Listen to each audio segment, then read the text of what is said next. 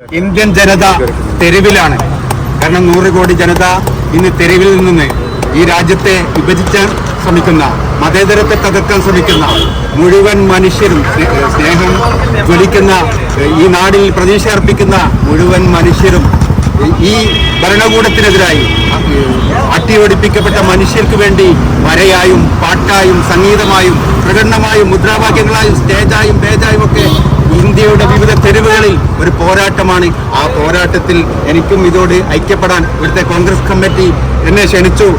തെരുവ് വര, കാരണം തെരുവിൽ നിന്നാണ് സ്വാതന്ത്ര്യ സമരം വന്നത്, തെരുവിൽ നിന്നാണ് AC റൂമിലല്ല, തെരുവിൽ നിന്നാണ് മഹാത്മാഗാന്ധി സ്വാതന്ത്ര്യ സമര പോരാട്ടം നടത്തിയത്. മഹാത്മാഗാന്ധിയുടെ സ്വാതന്ത്ര്യ സമര പോരാട്ടം ചമ്പാരനിലെ നീലം കർഷകർക്ക് വേണ്ടി അവർക്ക് മതിയായ വേതനം ലഭിക്കണമെന്ന് പറഞ്ഞുകൊണ്ടായിരുന്നു അദ്ദേഹത്തിന്റെ സ്വാതന്ത്ര്യ സമരം.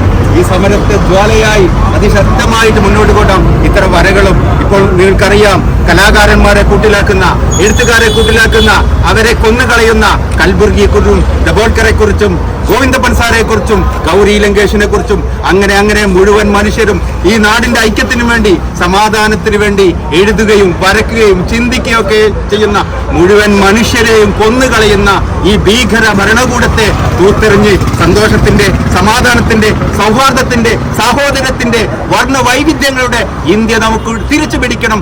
പക്ഷേ ഇത്തരം തെരുവിലേക്ക് നമ്മൾ ഇറങ്ങിയാണ്. നിങ്ങളെ അതിശക്തമായി കൈയടിച്ച് ഈ പരിപാടിക്ക് ഐക്യദാർഢ്യം പ്രഖ്യാപിക്കണമെന്ന് വിനയ പുരസ്കാരം